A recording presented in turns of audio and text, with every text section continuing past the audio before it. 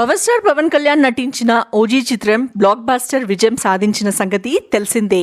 ఈ విజయంతో దర్శకుడు సుజిత్ కు పవన్ కళ్యాణ్ గారు లగ్జరీ కార్ గిఫ్ట్ ఇవ్వడం నిన్న మనం మాట్లాడుకున్నాము. ఇప్పుడు ఇదే విషయం సోషల్ మీడియాలో హాట్ టాపిక్ గా మారింది.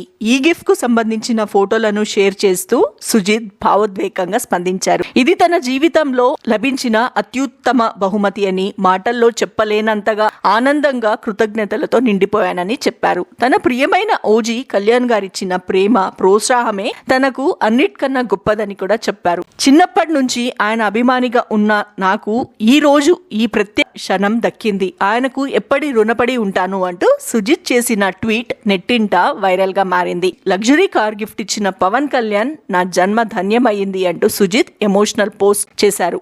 ఈ ట్వీట్ కు సంబంధిస్తూ నిర్మాత బండ్ల గణేష్ చేసిన రీట్వీట్ మరింత చర్చకు దారితీసింది. కంగ్రాచులేషన్స్, మీకు వారు కార్ ఇచ్చారు, నాకు మాత్రం జీవితమే ఇచ్చారు అంటూ ఆయన చేసిన కమెంట్స్ అందరినీ భావోద్వేగాన్ని గురి చేసింది.